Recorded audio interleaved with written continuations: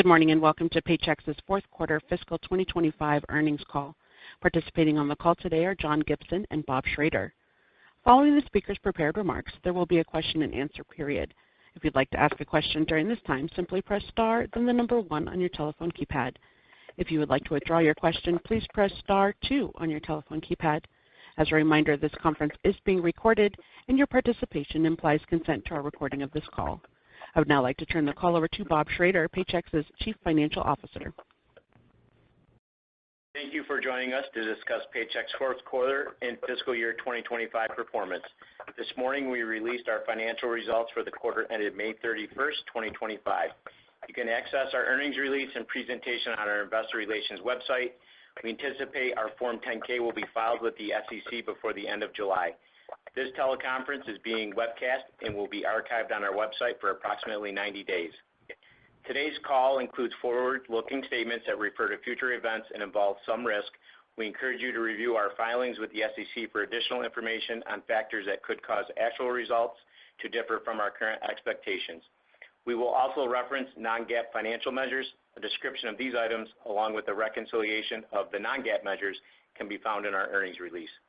I would now like to turn the call over to John Gibson, Paychex President and CEO. Thanks, Bob.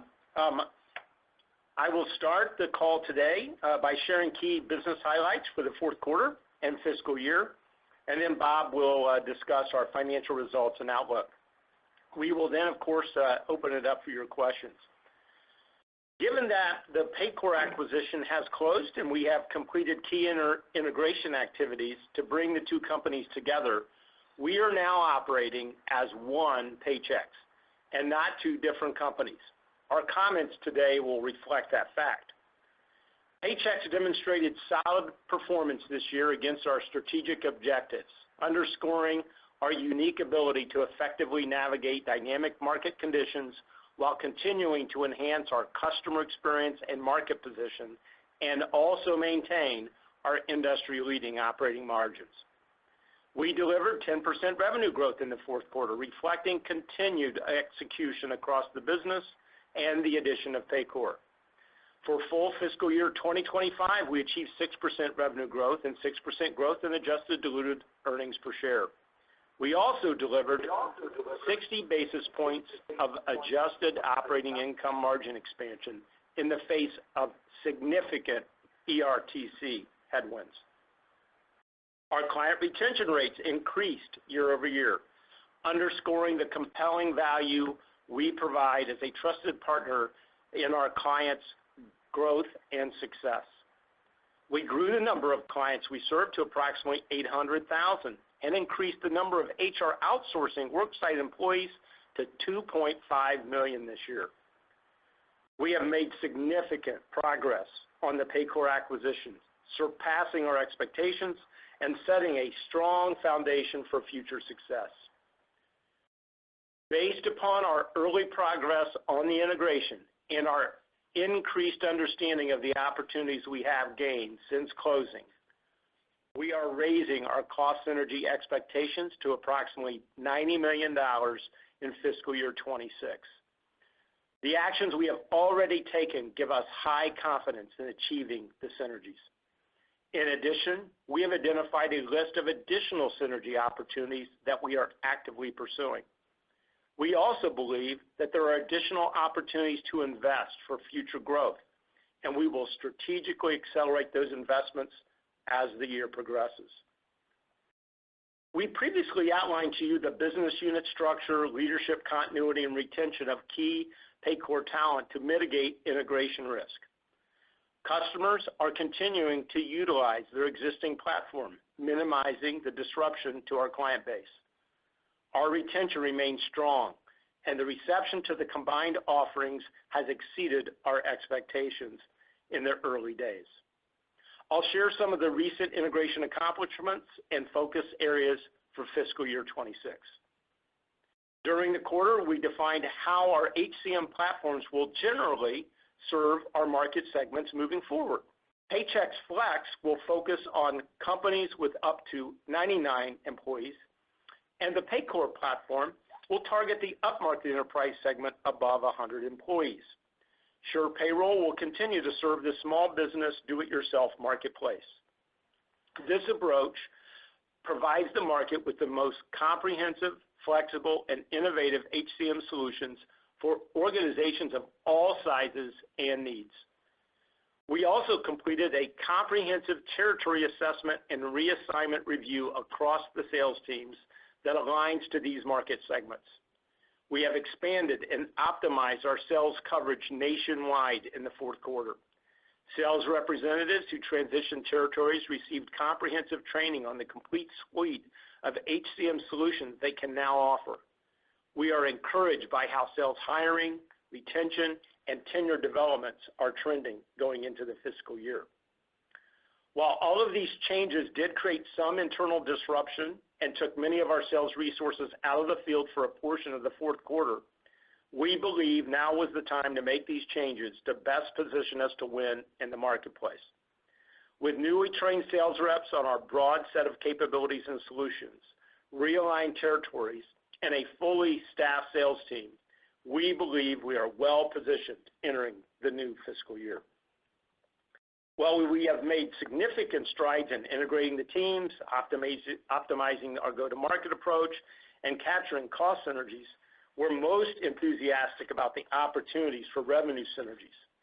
While we expect to realize revenue synergies over the next several years, I'm pleased we have already secured our first Paycor customers on our ASO and PEO, and are seeing promising growth in our pipeline.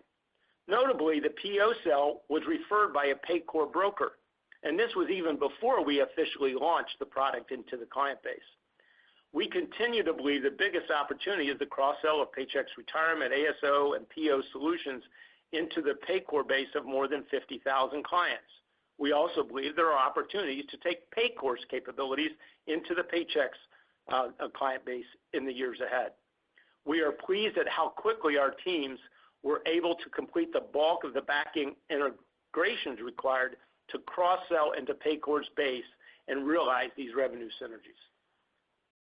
We also remain excited about Paycor's embedded solution, which enables seamless integration of our payroll and HR technology stack into our partners' platforms.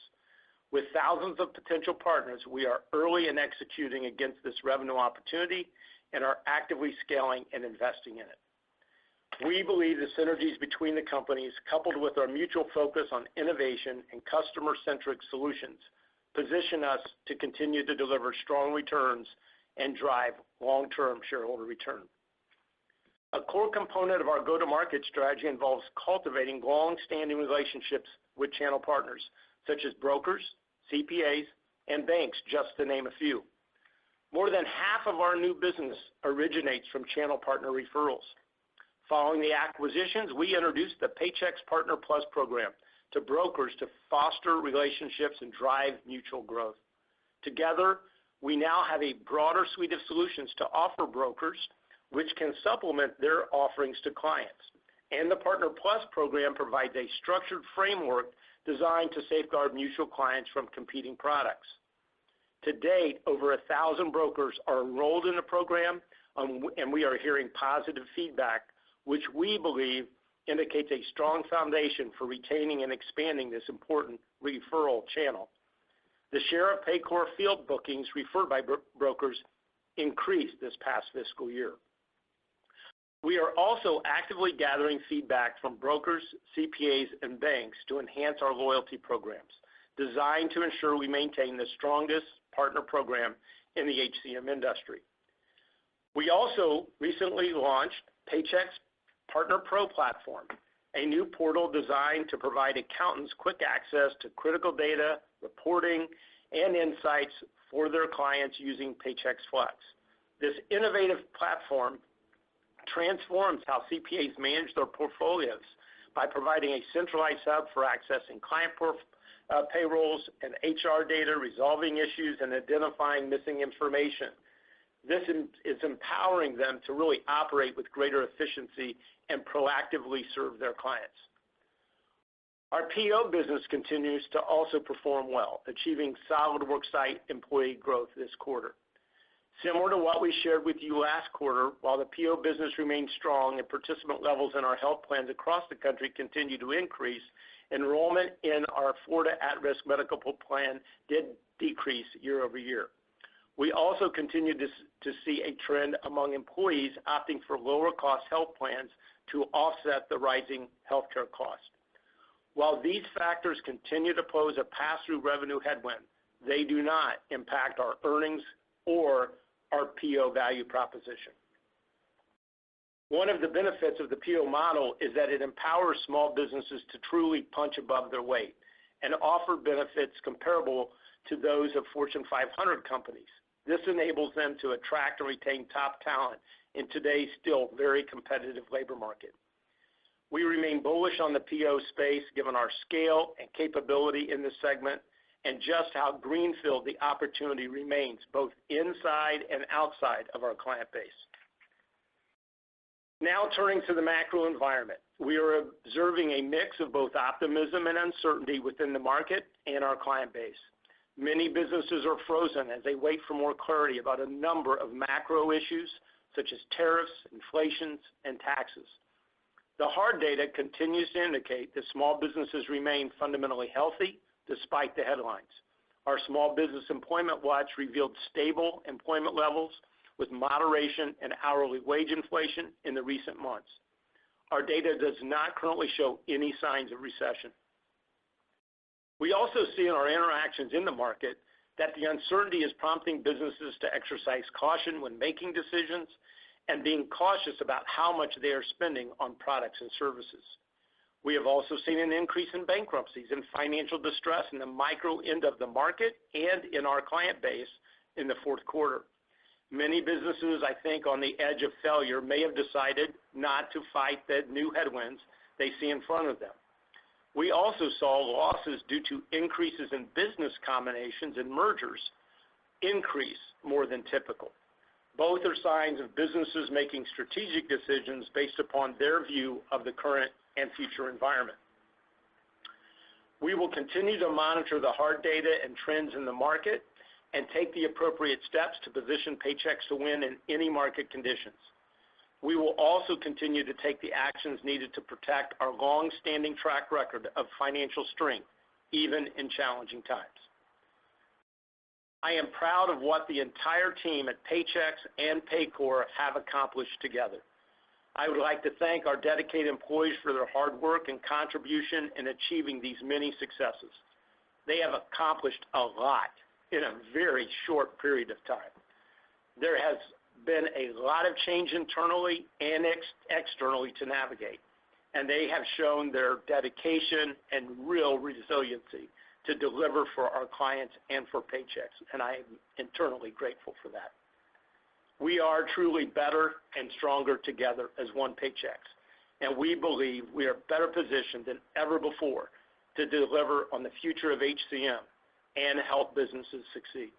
I'll now turn it over to Bob to provide an update on our financial results and our outlook. Bob? Yeah, thank you, John. I'll start with a summary of our fourth quarter and full year financial results, and then I'll share our outlook for fiscal 26. Q&A. Starting with Q4. Total revenue for the quarter increased 10% to $1.4 billion. Excluding Paycor, total revenue increased 3%. Management Solutions revenue increased 12% to $1 billion for the quarter, driven primarily by the addition of Paycor, as well as higher revenue per client from price realization and product penetration.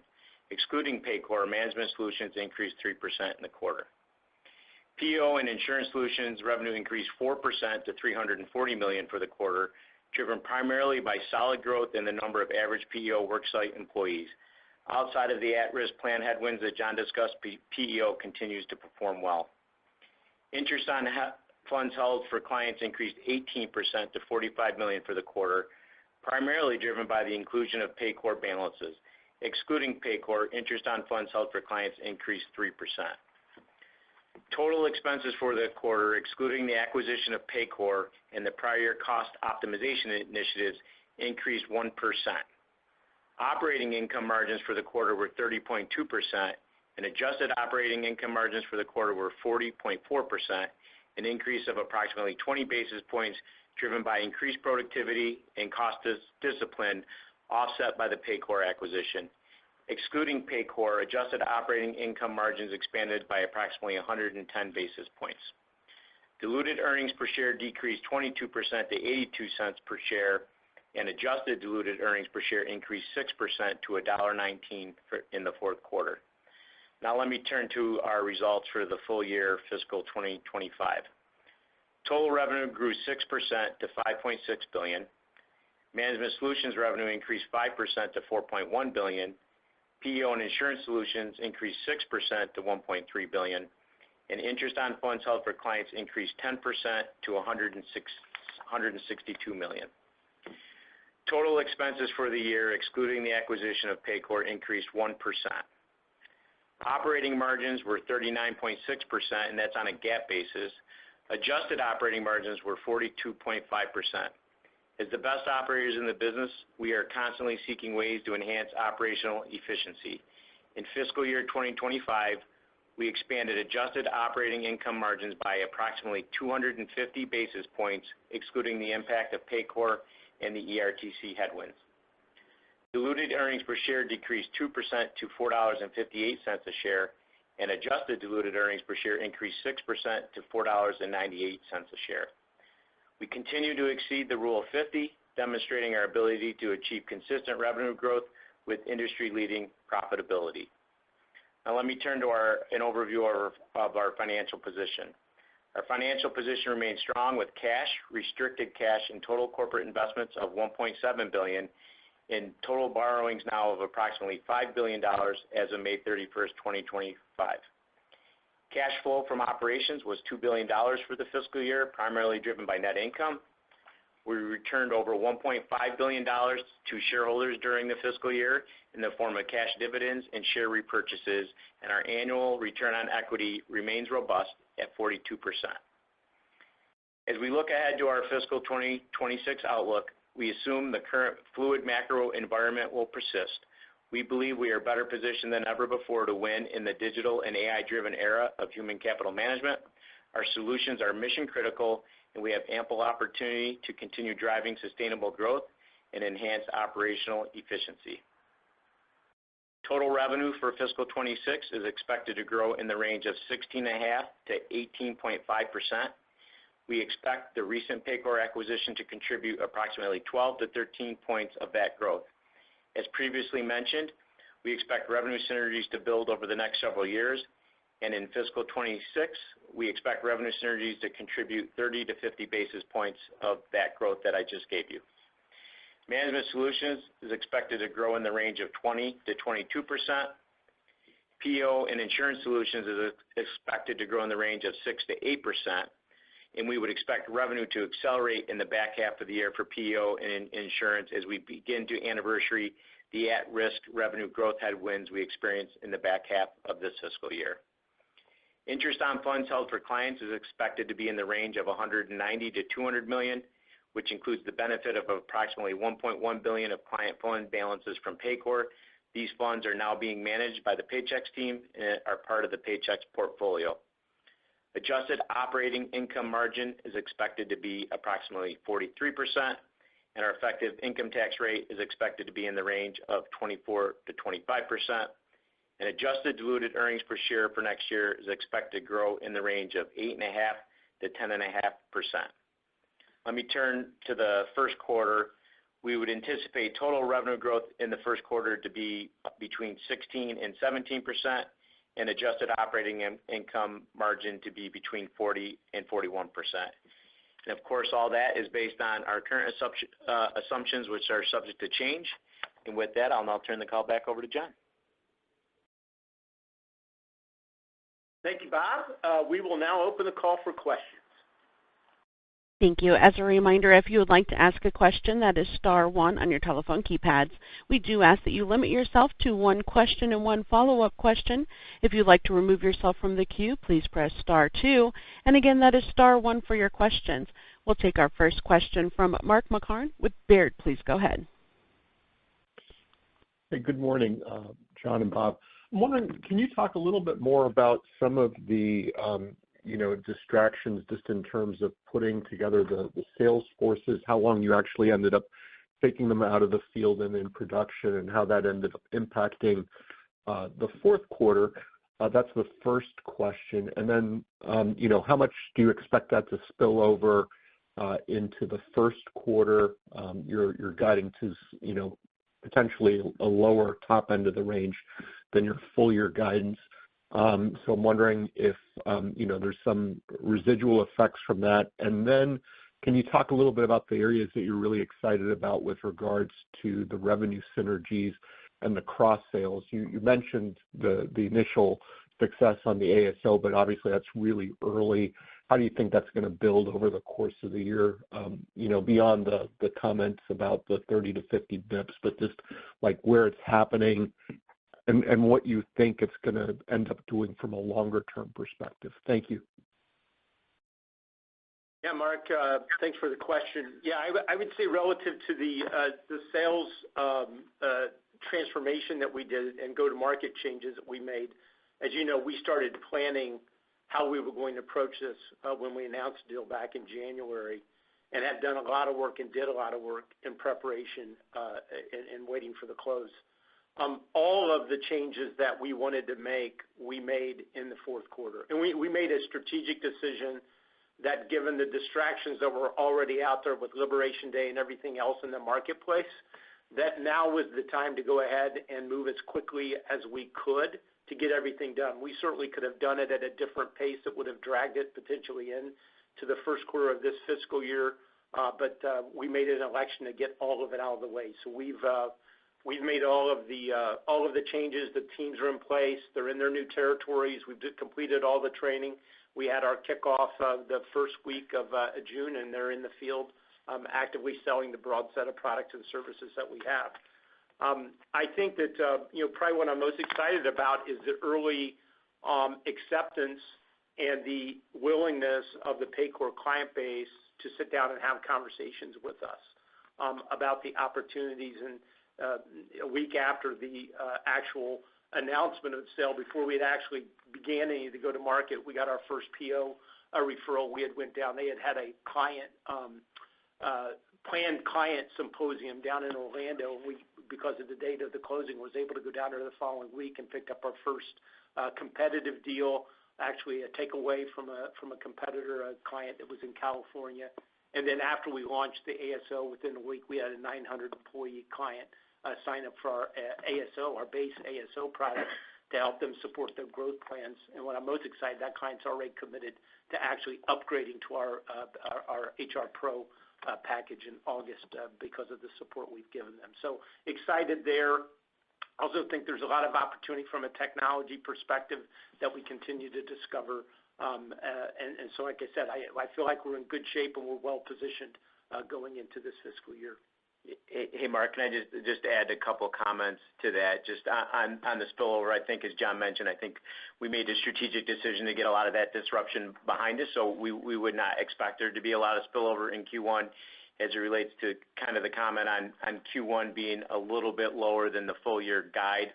A lot of that is going to be, there's two things driving that. One is going to be on the PO and insurance side. We would expect, the growth in PO and insurance to be better in the back half than the front half, as we anniversary some of those MPP headwinds. And then just, as it relates to the disruption in Q4, I would say, yes, there was some disruption there. I don't think that weighed heavily on the financial results that we just released. Obviously, the numbers were a bit lower than consensus. And I tell you, as John and I sat here last quarter and gave the Q4 guide of 10 to 12%, we had a high degree of confidence that we were going to be closing the Paycor deal probably within the next week. And when we got into the next week, we did not anticipate that the investment-grade bond market would essentially be shut down as a result of Liberation Day. And so we ended up closing on the deal. We had a very successful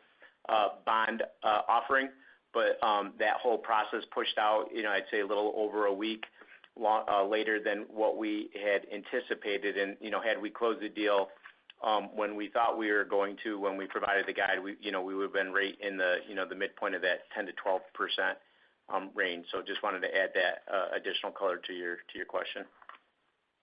That's very helpful. Thank you so much. We'll next go to Bryan Bergin with TD Cowen. Please go ahead. Hi, guys. Good morning. Thank you. I just want to follow up here maybe a little bit on this, on the last point you made there, Bob, on a 4Q growth bridge from 3Q and maybe the factors going forward. So as we look at the 3% or so organic management solutions growth in 4Q, can you just help bridge some of that deceleration from that 4.8, I believe, in 3Q? Just talk about some of the changes, whether it's underlying demand, checks, retention, pricing. Obviously, you talked about the sales dynamics there, and that sounds transitory. But just trying to think about as we go forward here, what's kind of transitory versus lasting within management solutions. Yeah, so a few things. Maybe I'll talk a little bit about Q3 to Q4, and then just looking at that Q4 rate alone. Certainly, I would say checks were a bit softer in Q4. We expected that. I would say they did come in a little bit softer in Q4 than what we expected. We've done some work around that. A lot of that looks to be more of a mix issue, maybe a little bit smaller client size. You continue to have the MPP enrollment headwind in Q4 that was a bit more than it was in Q3. On the retirement asset side, we've talked a lot about the strength of a retirement business this year. It's been a mid-teen grower, and I would tell you it was still a strong grower in Q4, certainly close to double digits. But it wasn't growing at the same rate it did in the first three quarters because of where the market was. I mean, the S&P was down about 6% on average in Q4 versus Q3, so we didn't have as much growth there. And so those are probably some of the bigger ones. And I talked to you guys before that we had a little bit stronger price realization in Q3 with some of our year-end processing. So that kind of bridges you from Q4 to Q3. When we take a step back and we look at the 3%, I think there's a couple things that we need to kind of adjust for. One, Q4 was a tougher compare. When we look at kind of the timing of our annual price increase, that moves around. It's not the exact same time every year. It moves from different months. And if we went back and looked at last year, we actually picked up, I would say, a little bit of extra based on the timing of the price increase last year relative to where it was the year before. This year was an apples-to-apples comparison, so the price increase timing this year is the same as last year. So we didn't get that benefit. It ends up being a headwind. And then we have the MPP enrollment. And so when you adjust those things in Q4, you basically get a Q4 exit rate that is right spot in the range of what was implied in the guidance that I just provided on a full year basis for the organic business. So we feel comfortable about the guide. And when you adjust for Q4, that exit rate is in line with what we're expecting from an organic standpoint next year. Okay, that's helpful. And then as we think about kind of 2026 and beyond in your client, your go-to-market focus, can you comment on plans as it relates to trying to re-accelerate organic net client growth versus kind of cross-selling emphasis now in the basic lines you've acquired? You mentioned strong client retention year over year. But when we do some of the math on the client count year over year and make some assumptions on the Paycor component, just curious how you're thinking about re-accelerating organic Paychex client growth. Yeah, Brian. I think that we're going to continue to focus on our growth formula as a company, which includes 1% to 3% organic client growth across the combined businesses. We're going to continue to focus on driving product penetration. We think that's continued a big opportunity, and I think that'll be a bigger part of the opportunity as we go forward and look at our midterm guidance where we see a lot of opportunity. And we're going to continue to exercise the pricing strength that we have, the value, the ability for us to pass value on to our customers as well. Those have been kind of the key components of our growth strategy. I don't think anything has really changed there. I would say that, and I've said it multiple times, we're going to continue to be disciplined about growth. That client number can be whatever you want it to be if you're willing to spend more than the lifetime value of the customer to acquire the customer. And we're not going to go crazy with promotions. We're not going to give away toasters and other gadgets to try to accelerate a number that you're going to add a client that you have to service and take care of, and you're never going to make a profit on. So we continue to look at that in the marketplace. We're going to continue to be aggressive in driving client growth, but we're going to continue to also be Paychex, which we're looking for profitable growth in areas where we can add value to our customers over the long term, have a long-term relationship. So I hope that helps. I think look, it's the demand's out there. We feel good about where we're positioned. I think the way we've positioned the go-to-market is going to give us a competitive advantage across each of the segments now that we're now focused on. When I look at the investments that we're making, one of the things that's probably not really here is not only have we committed to exceeding the cost synergies that we discussed before, but we've actually identified other opportunities, particularly in back office efficiencies that we have over what Paycor had, that we think we can take, but we're also going to continue to invest. So some of the things we did in the quarter, we've made a decision. We're fully investing in the Paycor roadmap. We're fully investing in the Flex roadmap this year. We're going to actually invest more in the Sure Payroll platform. You'll be hearing more about that as the year. So we looked at opportunities when we put the investments together. We're investing in accelerating some investments in the Paycor embedded product, which we think has a lot of opportunities in our partner network as well. So embedded in this is some additional investments that we'll be capitalizing on in 26 as well. So it just gives you a little more color on how we're thinking about 26. All right, very clear. Thank you very much. And next we'll go to Samad Samana with Jefferies. Please go ahead. Hi, good morning. Thanks for taking my questions. Maybe the first one just on Paycor and some of the assumptions, and admittedly, I'm doing some back-of-the-envelope math on the fly here, but the 12 to 13% contribution for fiscal 26 implies kind of around $700 million at the midpoint for management solutions contribution. And then if I think about what Paycor was on track to do in terms of recurring revenue when it was still public, was call it a shade under $700 million. So it's not implying a lot of growth for Paycor in fiscal 26. And I'm trying to understand, are you assuming, is that conservatism? Is there some assumption around churn? And again, I understand I'm doing the numbers on the fly, but just help us reconcile what Paycor was growing versus what you're assuming for Paycor's growth.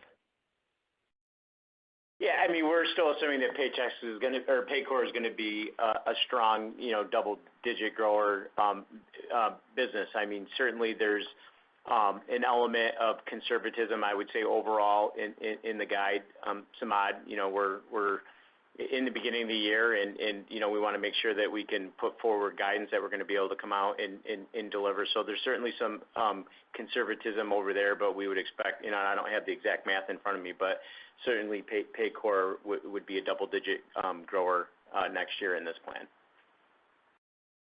Understood. And then as I think about the integration of the sales teams, any insights you can provide on maybe what percentage of Paycor's sales and marketing organization you guys were able to retain versus are you thinking more about hiring on that side, or just help us understand how you're thinking about what those changes now look like between the two organizations and maybe where there is some pruning and where there'll be additions going forward. Yeah, so let me take that and again I'll step back. We stepped back and looked jointly across the entire go-to-market from a sales to market perspective. We had segmentation already built into our go-to-market strategy, salespeople that were focused in different segments, as did Paycor. And what we wanted to do is we wanted to build the best team in the industry, and we wanted to support that team with the best tools and the best marketing support. So in the quarter, this is what's important. And as Bob says, it was delayed. So there was a lot of conversation about how much could we get done in a short period of time. We combined both marketing organizations and built a world-class marketing organization, HCM, combined Paycor and Paycom. We then, and Paycor, we put together each one of our market teams, relooked at the territories to make sure we were maximizing where we thought territories where we could have the greatest opportunity going to 26.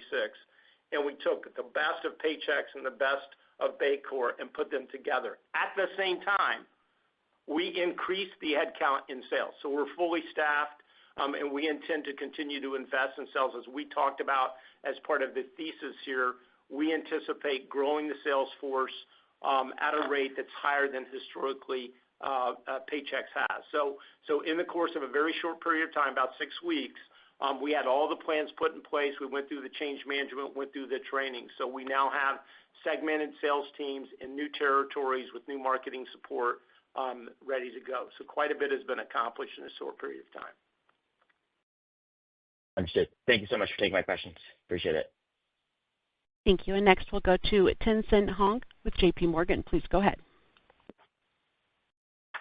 Hey, thanks. It's nice to talk to you guys. Just wanted to clarify the impact of the sales disruption and then the comments on the higher bankruptcy and the mergers on the very low end. It sounded like it was relatively small, and perhaps you would have hit the high end of your guide if it wasn't for the delay in closing of Paycor. I just wanted to make sure I caught all of that. I think you got it about right. And what I would say, relative to the bankruptcies and kind of financial distress type of losses, I would not call those. Again, it's very micro end of it. When we left the selling season, we improved retention, client retention year over year. So we had a good year of retention. We probably would have been talking about much stronger numbers if we hadn't seen what we saw in the fourth quarter. I would also say it's not unusual. And what I say by that, when you have some sort of external shock event, you go back to the financial crisis, you go back to other models that we would look at. When something externally shocks the system, people that were on the edge of saying, do I want to stick it out, sometimes throw in the towel. That's just my view of what you see, because it's interesting when you see these type of external shocks where there's a high degree of uncertainty in the outlook in the future, you see an acceleration or pull forward. You also saw that in general bankruptcies. I think if you go back and look at what happened in the fourth quarter, those were up as well through all the government reports as well. But again, very micro and not significant impact to revenue because it's on the lower end of our client base. And then, as I said, even with that slight acceleration in the fourth quarter, we still ended with better retention than we had the year prior, which was very strong, as you know.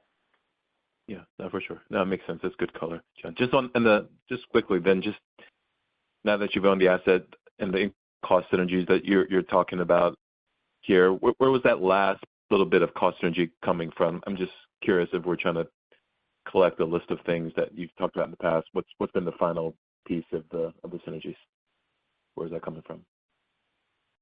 Yeah, Tien-Tsin, I wouldn't say there's anything specific to call out. Obviously, when we started looking at it, we were conservative. We knew the areas that we were going after. I would say that those areas are the same. We were just able to capture some of that sooner than what we expected, and it's really just kind of the math that gives you a bigger number than what we originally thought it was going to be. And then I would say, as John mentioned in the prepared remarks, we've identified a number of other areas that we're still looking at, kicking the tires on, and we think there's additional opportunities as we move forward. We'll update you guys as we move through the year. We're hoping to beat that target, but at the same time, we're going to look to potentially balance that with reinvestment in the business. As we've talked about, this is a growth story for us. We didn't do this deal for the cost synergies. We did this to provide an enhanced runway of growth for the company as we move forward, and we think that we've done that, and so we're going to balance that additional cost synergies with investments as we move forward. Okay. Thank you so much. Next, we'll go to James Faucette with Morgan Stanley. Please go ahead. Great. Thank you so much. Appreciate all the comments this morning. I want to go quickly to your capital allocation plans and now that you've got the deal closed with Paycor, how should we think about mix between return to investors via incremental buybacks versus reduction in debt leverage, et cetera, and just how you're prioritizing that right now? Yeah, I would say no significant changes in our capital allocation strategy. I think we've been pretty transparent on that. Certainly feel like we're well positioned to continue to maintain our dividend policy. Certainly, our number one focus is investing into the business. We're going to continue to do that. And to the extent that we have excess cash, our primary way to return that to shareholders is through dividend versus share buybacks. I see no change in our philosophy there. We do some share buybacks, and that's primarily just to offset dilution. And so I wouldn't say any significant change there. We would expect to have the ability to. It's certainly an area of focus for me. Not that this transaction creates a lot of leverage for the company, but we certainly more leverage than what we've historically had. And so we'll certainly look to deleverage, and I think that will come fairly quickly, really coming from two main areas. One, obviously the incremental EBITDA that we're going to be able to generate from this transaction through the synergies. And then we do now have, if you look at the balance sheet, you'll see there is a current portion of long-term debt. We do have some of our long-term debt coming due within the next 12 months, and we would look to pay that down. So the combination of those two things over the next 12 months, we'll deleverage the balance sheet. Great. And then wanted to ask, just back on the macro, I understand kind of how you're characterizing the increases in kind of micro businesses, bankruptcies, and some strategic decision making. Is that a trend that you've seen persist so far in the beginning of your fiscal year? And is that at all, like, it seems like it's small, but I just want to make sure if it is persisting, if it's impacting the way that you're formulating your outlook at all. No, I would say not at all. In fact, as we talked about in the third quarter, we were well ahead of our expectations in terms of both client and revenue retention. And as I said, I think when you went into the Liberation Day kind of happens, and you look at that period of time, there's 6 to 8 weeks after that, that's where we saw some of this activity that was going on. So again, we've seen these type of shock type of things before. Again, I'm speculating on some of the psychology of what's in a business owner's head, but again, you're talking about sole proprietor. You're talking, the lower end of the market is kind of where we saw this issue. We did see some of the what I would call combination, what I call business combinations, more in the upper end of the mid market, and again, a lot of that just has to do with, I think, people when they're looking at that macro. Looking for opportunities to scale and get larger to be able to be prepared for any future. But we're not. You go back and look at the hard data in terms of our index. We continue to see moderate growth in small business hiring. I think, as Bob pointed out, we probably saw slower growth than we would have expected in the mid market, but it wasn't astronomical. It wasn't recessionary. And we've really not seen any signs of recession. I would say there's just, anywhere you turn on it, you talk to anybody, there's a high degree of uncertainty, and I think a lot of people are frozen right now.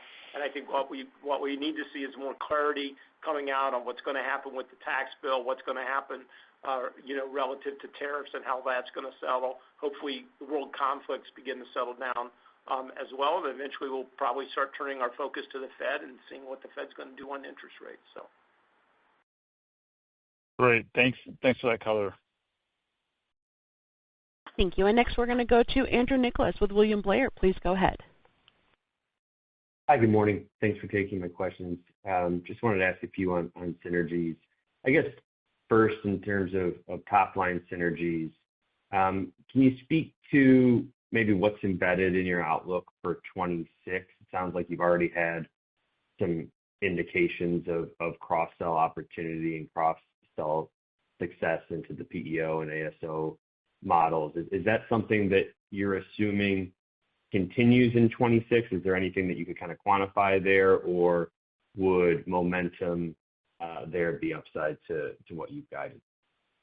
Yeah, Andrew, maybe you missed it in the prepared remarks. When I gave the outlook, we said we would expect revenue synergies to contribute 30 to 50 basis points of growth next year. Obviously, I mean, that's where we see, I would say the value creation opportunity here with this transaction is the ability to, cross-sell into their client base and vice versa. As you guys know, if you look at our model, and John talked about our growth formula, a significant amount of our growth has come from our ability to monetize our client base and really selling those higher value solutions, ASO, PO, retirement services into our client base. And when we sit here, even prior to the acquisition, we see a pretty long runway because within our own client base, because a lot of those products are relatively underpenetrated within our own client base. And then on day one of this transaction, we just added 50,000 clients into the top of our payroll funnel, if you will. And these are on average larger clients that really are more likely to have some of the needs that some of these solutions meet, like ASO and PO in retirement. And so that we're really excited about that opportunity. Obviously, that takes time. You're not going to get all that on day one. We're being conservative. That builds, I would say, over a few years.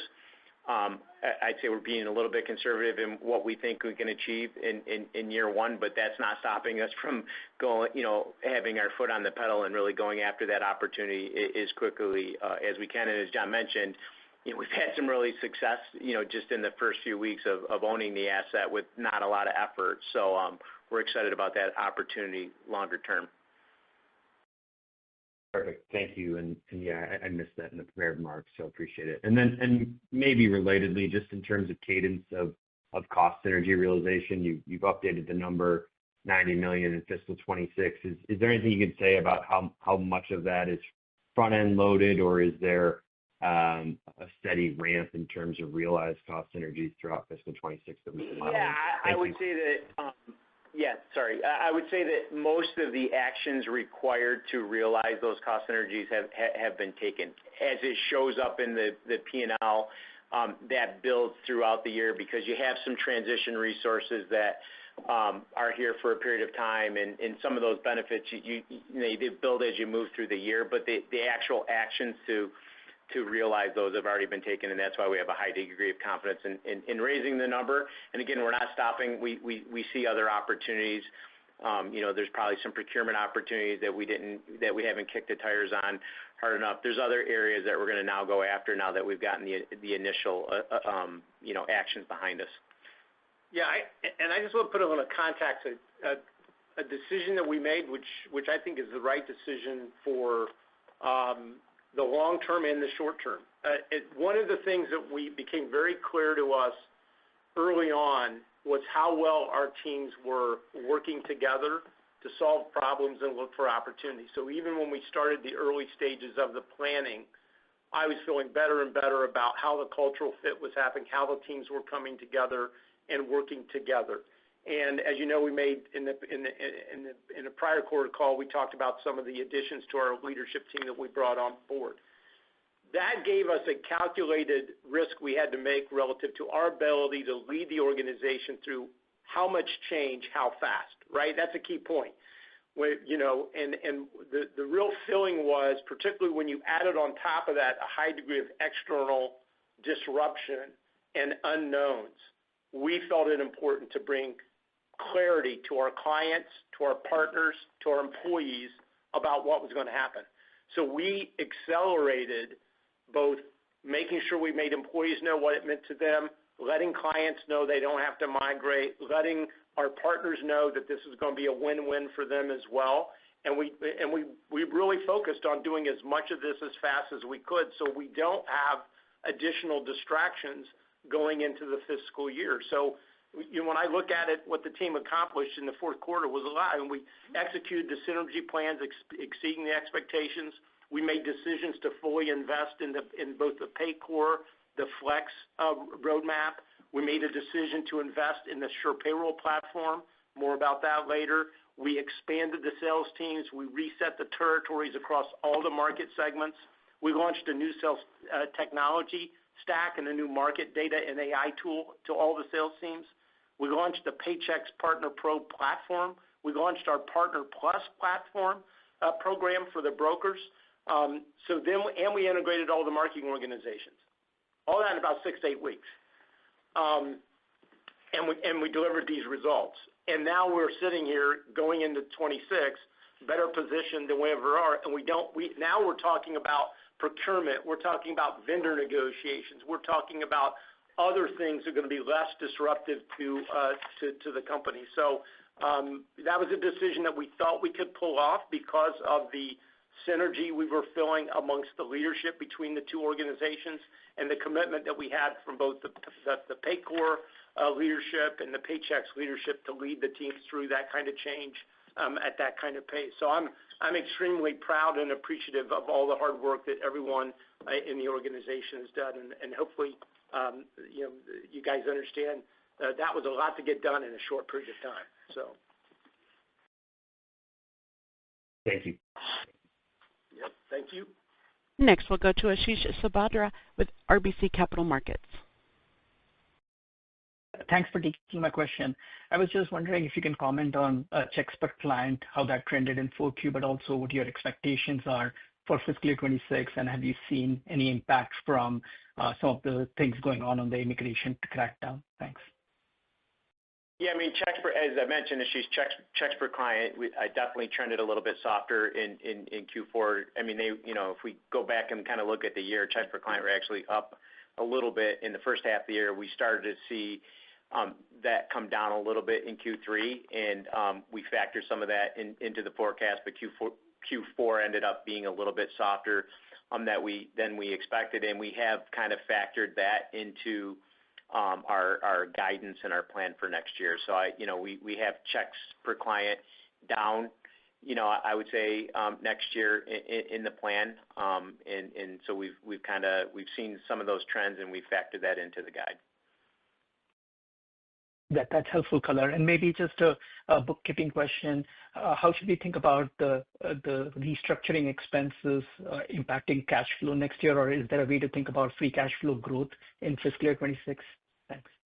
Yeah, I mean, a lot of the restructuring stuff, to be honest with you, is behind us. We got a lot of that behind us, a lot of the one-time costs, related to the transaction. All of that is behind us. When you look at kind of the adjustments going forward, they're mostly non-cash related. You have the amortization, the intangibles, and you have some of the rollover equity. That's what you're going to see mainly going forward. So really shouldn't have an impact to free cash flow, and we'll get back to a point where we see free cash flows growing in line with our earnings. Thank you. Thanks. Next, we're going to go to Kartik Mehta with Northcoast Research. Please go ahead. Hey, good morning, Bob and John. Hey, John, I know you talked a little bit about pricing and adding value, obviously, for clients. And, pre-COVID, we were at a certain level for price. And obviously, a little bit after COVID, you were able to get better pricing than you were historically. As we move forward, where do you think you are on that price kind of realization? Do you think it's higher than it was pre-COVID? Or do you think you'll be at the same level? Yeah, Kartik, what I would say is that I think of it as value, our ability to, as you talked about, bring in a client. Likely in this competitive environment, you're providing them a discount or some sort of incentive to make the move. And then the question is, how good a job do you do that when that discount kind of expires, because it's generally promotional, how much of that discount can you get back to retail price? And then how much can you upsell to that client long term? And that goes back to the conversation we had before in terms of the science of picking the type of client you bring in. If you bring in a client on the cheap that you're never going to make money on, and all they want is cheap, they're going to be hard to sell anything to, and then you're not going to be able to raise prices, and you're not going to be able to sell them anything extra. And so then you're just stuck with a client that you're losing money on, and you can't really monetize. We've been very scientific in terms of our risk profiling, our profiling and marketing to understand that. And so when I look at what we realize in terms of generating value in our client base, we're doing better than we were doing before the pandemic. And you look back historically, we're still in the higher end of the range that we have historically done as part of our growth formula. It goes back to what Bob said. We continue to believe in the midterm that both value realization and the ability to drive product penetration will continue to be a significant part of our growth formula in the years ahead. Hey, and just Bob, on float, as you move forward in FY26, anything different you're going to do on float? There's a conversation about rates going down, conversation about rates going up, and it seems all very confusing, obviously. But I'm wondering if you're changing your strategy at all on the float portfolio. I mean, we're constantly looking at it, Kartik. Obviously, we do have some short-term rate decreases assumed in the plan, pretty much aligned with the Fed dot plot. But the client funds portfolio is largely invested long, We did just recently take over Paycor's client funds. It was a little over $1 billion. And, they were probably just the opposite of us. They were largely invested short. And I just, given our financial strength and our liquidity, we're able to, put those funds to work and probably lock in some of those, those balances to rates where they are currently. And so, I wouldn't say anything significantly different, just kind of taking over their funds, managing that in line with how we manage our funds. And then, the yield curve is relatively flat. We are, reinvesting at a rate higher than what things are, securities are currently rolling off the portfolio. And we'll kind of look at the team looks at kind of the shape of the yield curve at that point in time when things roll off and make decisions on how to optimize yield there. But I wouldn't say anything significantly different there. Thanks, Bob. I really appreciate it. No problem. Next, we're going to go to Jason Kupferberg with Bank of America. Please go ahead. Good morning, guys. Thank you. Can you just clarify what the organic outlook for Management Solutions specifically is in F26? I mean, based on the Paycor numbers you gave, I'm calculating around 4 to 5% organic, so I just wanted to check on that. And if you can also comment on whether or not the revenue synergies are a part of the organic guide. Thank you. Yeah, so a couple comments related to that, Jason.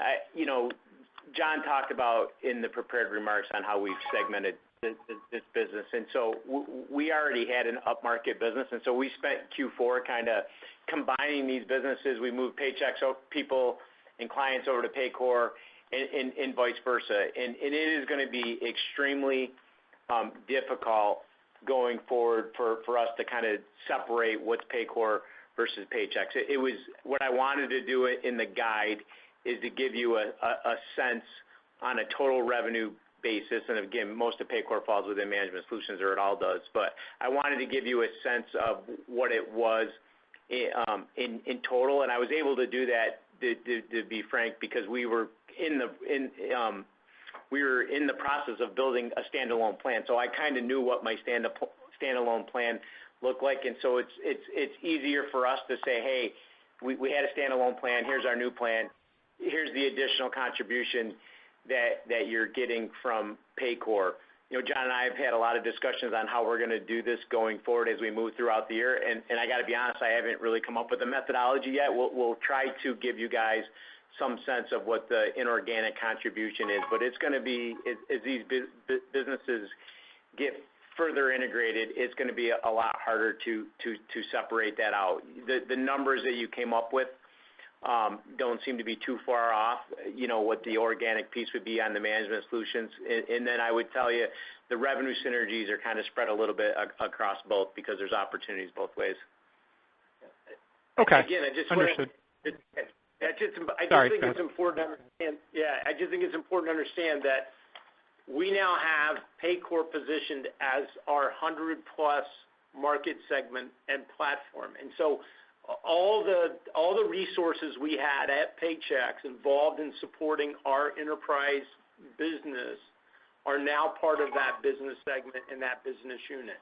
And so what you're going to continue to see is, right, the ability to kind of look at it as two separate. And the same thing, there was down market business that Paycor did, and we've moved that over into the Paychex market segment. So again, going forward, that's one of the reasons why we wanted to bring clarity to our organization internally as quickly as we could and not drag this out into multiple fiscal years. And we thought we had the opportunity with when the deal closed to get all of this work done so that we could start the fiscal year 26 with everyone being very clear about what they're focused on and what they need to do.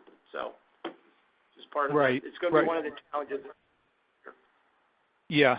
And just, I guess, as a follow-up, so it sounds like we are talking about some acceleration on the organic part of Management Solutions in F26 off of the 3% you just had in Q4. Maybe you can just kind of unpack the visibility and the pieces of that and maybe just talk a little bit more about, I think you said you're assuming a steady macro, but you've seen some hiccups in client decision-making. Like, are you assuming that the worst is over in that regard and, you see some normalization / improvement in underlying client decision-making?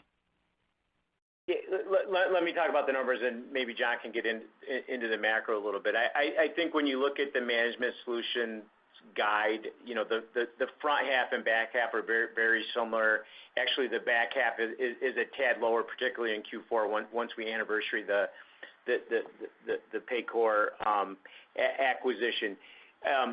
One of the comments I made earlier, Jason, was, you know, and we do this, and I know you guys do this, you look at the exit rate, you know, as a proxy of what the organic growth rate is. And the point I was trying to make, and probably didn't do a good job of explaining it, is like that 3%, at least from a total revenue, or whether you look at management solutions, you need to factor in that we had a tough compared to Q4 last year.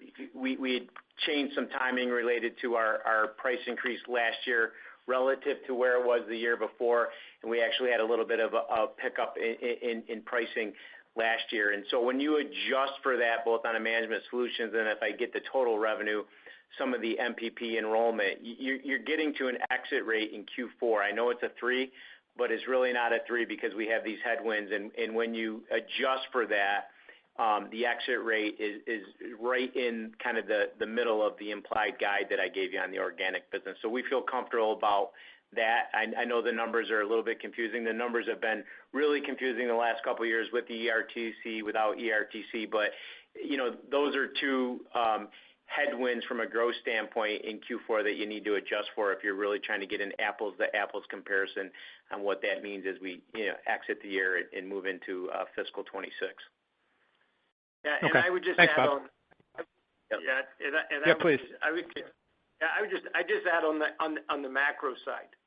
When you look at the data that we have, which I think is directly very accurate, in our small business index, focused on the under 50 segment, we're seeing and continue to see moderate growth in small businesses, and we don't see any signs of recession.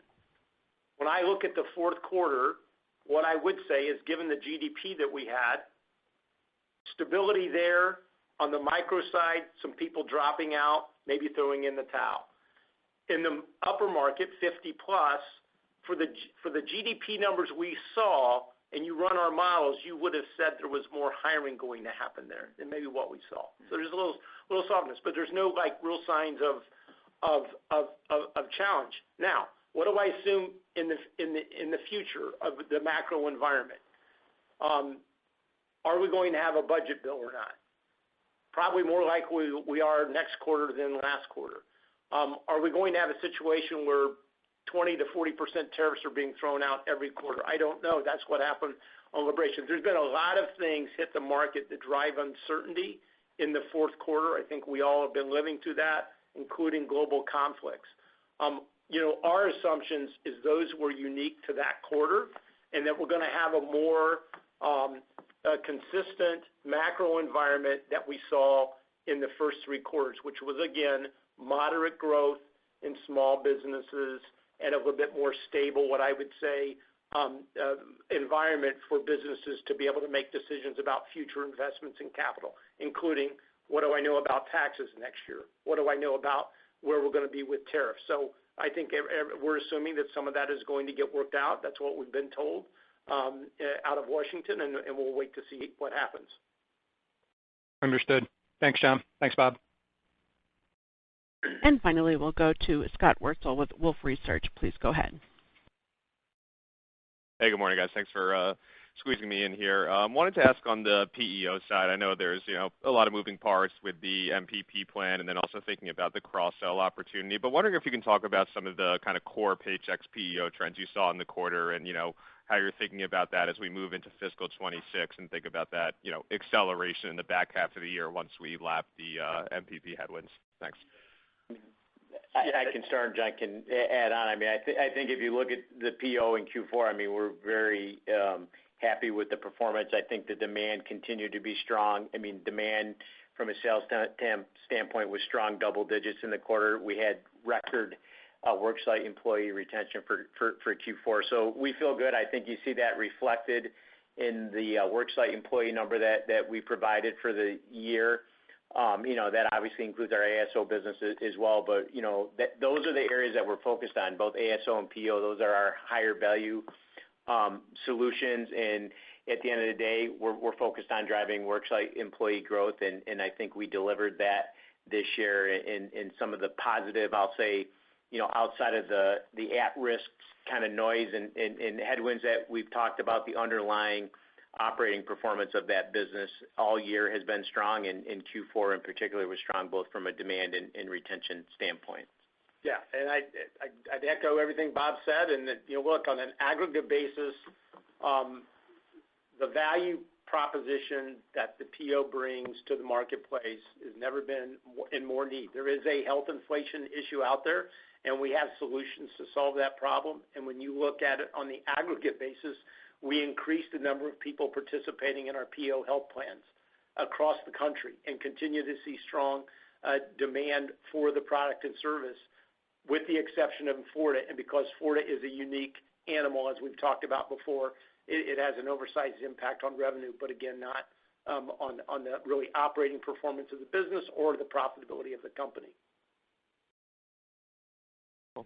I'll leave it there. Thanks, guys. Thanks, Scott. Thank you. And at this time, I'd like to turn the call back over to John Gibson for any final or closing remarks. Okay, Margo, thank you very much.